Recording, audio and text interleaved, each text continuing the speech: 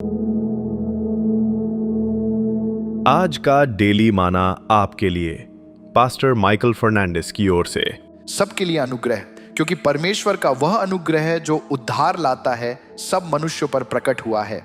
तीतुस 2:11 पवित्र शास्त्र के सबसे सुंदर सत्यों में से एक यह है कि परमेश्वर का अनुग्रह प्रत्येक व्यक्ति के लिए उपलब्ध है। यह केवल शिक्षित लोगों, धनवानों, प्रभावशाली व्यक्तियों या नैतिक रूप से धर्मी लोगों के लिए सुरक्षित नहीं है। अनुग्रह किसी के साथ भेदभाव नहीं करता। यह किसी की सामाजिक स्थिति, जातीय पहचान या उसके अतीत की असफलताओं को नहीं तौलता। यह प्रत्येक हृदय तक उसी एक समान निमंत्रण के साथ पहुंचता है। इस संसार की मुद्राओं के विपरीत, जिनका मूल्य समय समय पर बढ़ता और घटता रहता है, परमेश्वर का अनुग्रह कभी अपना मूल्य नहीं खोता।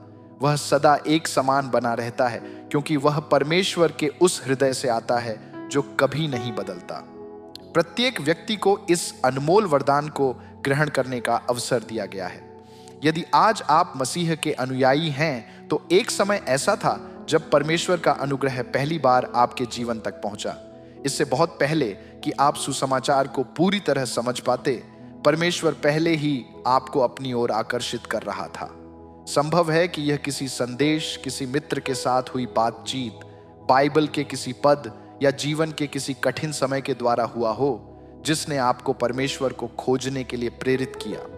जब आप पीछे मुड़कर अपने जीवन को देखते हैं, तो आपको स्पष्ट दिखाई देता है कि परमेश्वर का अनुग्रह पूरे समय चुपचाप कार्य कर रहा था। तीतुस हमें बताता है कि उद्धार लाने वाला परमेश्वर का अनुग्रह सब मनुष्यों पर प्रकट हुआ है। परमेश्वर अपना निमंत्रण सभी को देता है, परंतु वह किसी को भी उसे स्वीकार करने के लिए बाध्य नहीं करता।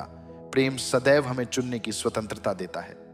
अनुग्रह के सबसे बड़े आशीषों में से एक है पुनर्स्थापना। पाप ने मनुष्य को परमेश्वर से अलग कर दिया था, परंतु अनुग्रह ने यीशु मसीह के द्वारा मेल मिलाप को संभव बना दिया।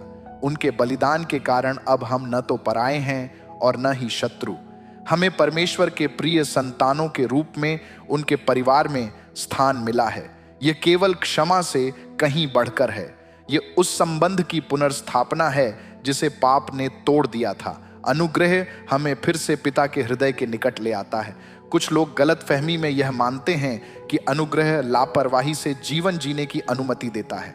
सत्य इससे बिल्कुल विपरीत है। अनुग्रह पाप को बढ़ावा नहीं देता, बल्कि उस पर विजय पाने की सामर्थ्य प्रदान करता है। परमेश्वर जानता है कि हम केवल अपने मानवीय संकल्प के बल पर शरीर की अभिलाषाओं पर विजय नहीं पा सकते, इसलिए वह हमें अपना अनुग्रह प्रदान करता है। जब हम निर्बल होते हैं, तब वही हमें सामर्थ्य देता है। जब हम गिर जाते हैं, तब वही हमें उठाता है और प्रतिदिन धार्मिकता के मार्ग पर चलने योग्य बनाता है। मसीही जीवन हमारी इच्छा शक्ति के बल पर नहीं, बल्कि परमेश्वर के अनुग्रह पर निर्भर रहने से बना रहता है। इब्रानियों 4:16 हमें एक अद्भुत निमंत्रण देता है। इसलिए आओ हम अनुग्रह के सिंहासन के निकट हियाव बांध कर चलें, कि हम पर दया हो और वह अनुग्रह पाए जो आवश्यकता के समय हमारी सहायता करे।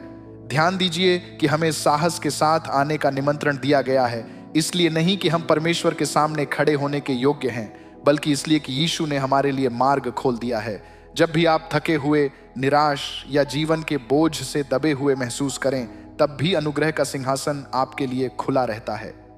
परमेश्वर का अनुग्रह जीवन के हर मौसम के लिए पर्याप्त है। यह आनंद के क्षणों में भी उपलब्ध है और दुख के समय में भी।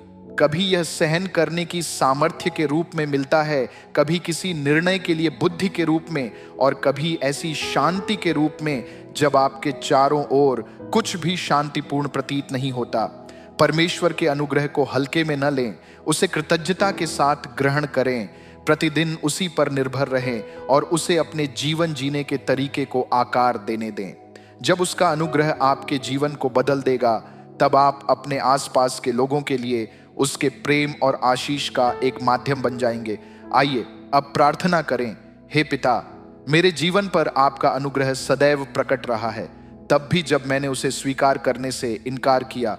हे प्रभु, आपके अनुग्रह की इस दिव्य व्यवस्था के लिए आपका धन्यवाद। मेरी सहायता कीजिए कि मैं न तो आपके अनुग्रह का दुरुपयोग करूं और न ही अपने जीवन में उसके कार्य को बाधित करूं। यीशु के नाम में, आमीन।